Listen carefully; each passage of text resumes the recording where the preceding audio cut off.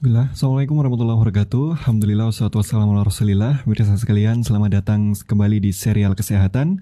Dan insyaallah di episode kali ini merupakan episode terakhir dari serial kesehatan.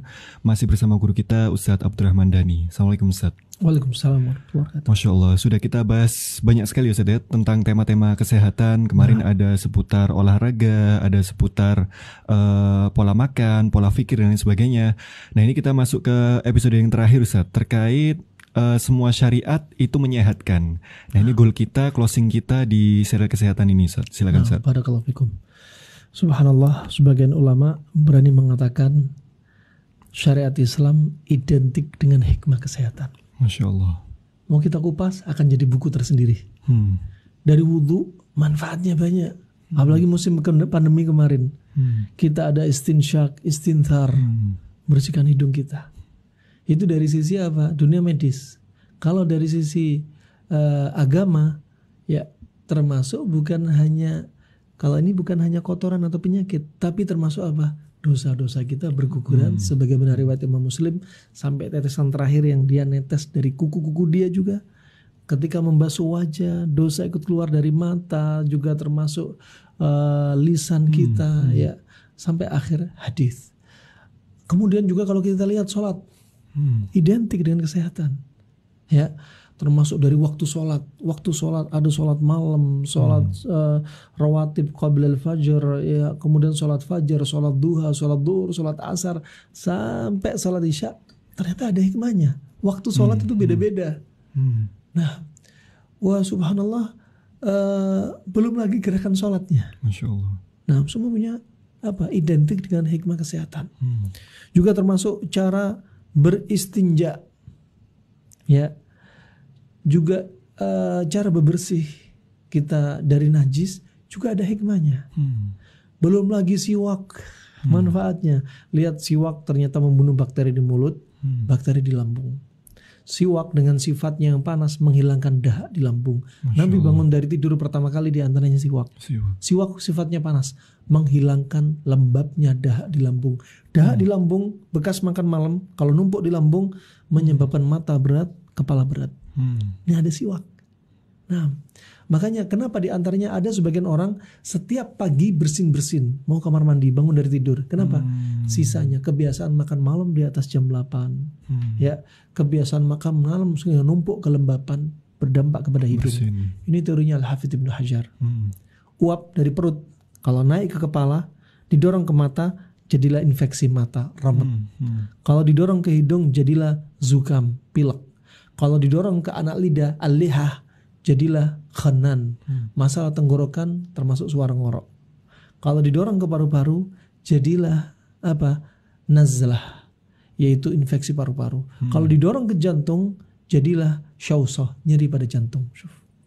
Indahnya Islam. Nah, semua syariat ini apa? Ternyata ada apa? Di antaranya penjagaan kesehatan. Karena dalam Al-Quran pengobatan dalam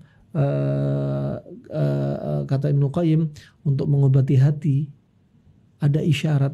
Di antaranya hati itu diobati dari penyakit syubhat dan syahwat, itu ada obatnya. Juga termasuk surat Al-Asr, akhir surat Al-Asr, wa tawasau bil haq. Al-haq untuk mengobati penyakit syubhat dari penyakit hati. Al-haq itu al-yakin. Al-yakin itu Al-Quran dan Sunnah. Kemudian penyakit syahwat diobati dengan apa? Wa tawasau bis sabr.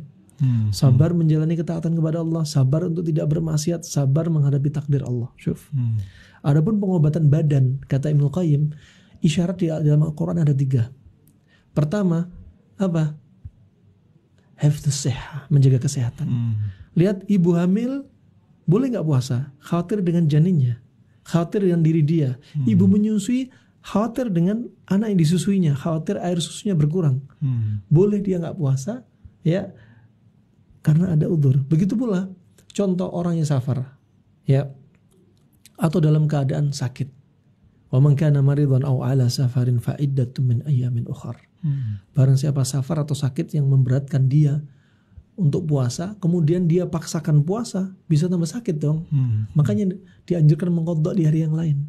Ini menunjukkan penjagaan kesehatan. Orang sakit biar gak tambah sakit, orang safar biar gak sakit. Nih, jangan puasa. Ini penjagaan kesehatan. Kedua, adalah al-himyi anil mu'dhi, menjaga dari gangguan. Contoh, laki-laki muslim gak boleh mendatangi istrinya dalam keadaan haid dan nifas, gak boleh. Ini Islam. Sedangkan orang-orang alimnya orang Yahudi di masa silam, disebutkan Ibnu Katsir dalam tafsirnya dari surat wa yas'alunaka 'anil mahid qul huwa adzan, darah haid itu adalah najis dan kotor, ya. Disebutkan Ibnu Katsir, orang Yahudi di masa silam, para alimnya, mereka melihat ilmu fikih mereka, wanita haid dan nifas najis untuk disentuh dan gak boleh hubungan intim. Sedangkan orang Nasara, pendeta-pendeta di masa silam, adapun sekarang mungkin pendeta di masa sekarang gak seperti fikihnya pendeta di masa dahulu. Mereka meyakini wanita haid dan nifas gak najis untuk disentuh dan boleh hubungan intim.